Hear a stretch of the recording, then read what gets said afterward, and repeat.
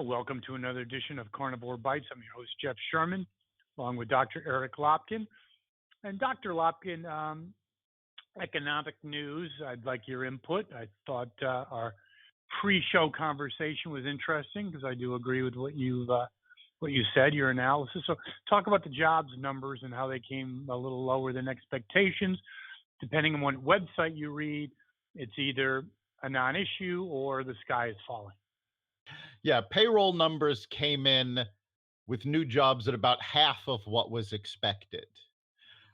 And there's a number of factors that have to be considered, not the least of which is that this has happened before over the past several months, and then revisions have brought them upwards. So we don't know what the final number is yet. But more importantly, we're hitting a barrier as to the number of people that are in the workforce. And we can't keep creating new jobs because we don't have people to fill them. So that's a far big cry from the Obama years, correct? Oh, it's a far cry from the Obama years, but it is going to cause a slow in certainly hiring and the economy in general. But we're still averaging well over 125,000 jobs per month, which is the minimum number we need to keep things stable. So we're still nowhere near a recession. We knew the economy was slowing. That's not a surprise. So if you're a glass is half empty kind of person, you're going, oh, the sky is falling, the sky is falling. If you're more of a realist or a half glass is half full person, you're looking at it going, okay, it's not a great number, but it's not the end of the world. And 1 month is far too much of a collapsed period of time to judge. And yeah, that's an important thing to remember about any economic number, is that you can't judge any one number in a vacuum. It's how it relates to the trend line over time and how it relates to other indicators. Isn't it interesting, though? You can find anyone to jump on that bandwagon, some so-called expert, so you can always get a quote if you have an agenda. Oh, absolutely. And let's face it, the Democrats want the economy to crash, because if the economy doesn't crash, it's very difficult for them to take the White House. I think it's impossible. How does that sound? It may very well be. Yes, I think that's really interesting. Back to the political sphere of things. Kamala Harris dropped out. Very interesting, because I think my aunt told me sometimes hot flames burn out quickly, and she was a hot flame. She had her announcement rally with 20,000 people, and she had the debate where she crushed brain dead Biden, which isn't hard to do. And I have to talk about that. I'm sorry, I just remembered about that. And then she flamed out. Reason why? Well, you're seeing that a lot with the Democrats. I mean, Beto O'Rourke came on strong and then flamed out. He's gone. Kamala Harris came on strong, flamed out. She's gone. The problem is these people all have a single agenda. They want to be the person that takes down Trump. And the Democratic voters are looking for someone that actually has issues that are talking about. And the Democratic backers are looking at these people going, you're all too liberal. We need somebody more moderate. And they are pulling support. Yeah, I would agree with that. I think her campaign was awful. I think she was all over and she appeared to be just like Elizabeth Warren, who's also sinking, just a complete opportunist. She would say, do anything, very disingenuous.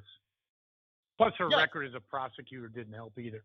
Well, her record as a prosecutor was actually a big part of her death knell, because the big reason that people were promoting her is because as an African American, they thought she could nail down the African American vote, except she was only getting 5% of the African American vote. In comparison, Biden gets 40%. Mm-hmm. Well, speaking of Biden, this is, Did you hear his little dissertation about his legs and the hairy legs? Oh, no, I heard references to it, but I did not hear the actual talk. Very interesting. And if you do that, there is a reference to, yes, and the kids rub my leg, and that's where I learned about cockroaches. And some people are starting to think of what was he actually referencing, which we may have to do at another time. But totally disjointed. You got to shake your head. I do not see him as a threat against Trump. I'm sorry. I don't care if he's even ahead in the polls. I don't see it. No, Biden has a good chance of getting the nomination simply because the Democratic mainstream want him the same way they wanted Hillary Clinton. Will he do well against Trump?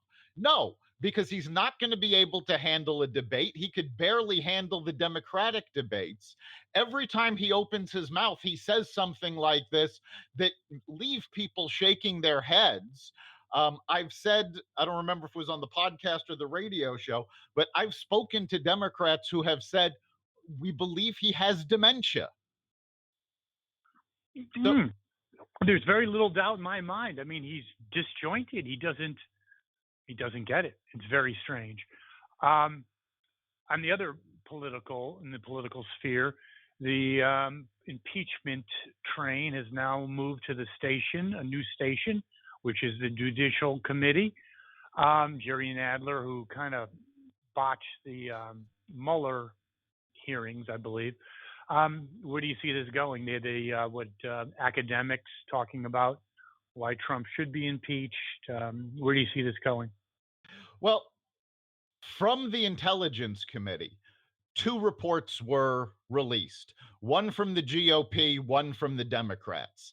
The Democratic report says, oh, Trump abused his power. He's guilty of obstruction. We have to impeach him. The GOP report says nothing was proved. It's all hearsay. There's no actual evidence. Because of these 2 reports, my opinion basically stays unchanged. I think the Democrats will push impeachment through because that's what they've promised to do. But with the GOP report in hand stating that there's no actual evidence of anything that they're claiming he did, the Senate, once it goes to the Senate, the Republican-controlled Senate is going to have no problem quashing it, and he's not going to be taken out of office. Political ramifications. I don't think there's any political ramifications for the Republicans. I think the Democrats are going to lose a lot of supporters who were pushing them to impeach Trump. And when they fail to do that, these people are going to be despondent the same way they were when Hillary lost. And they're going to have a hard time motivating them to come to the polls. I would agree. Well, interesting week once again. And we'll be back next week. See you then. You've been listening to Carnivore Bites, part of the Exvadio Podcast Network.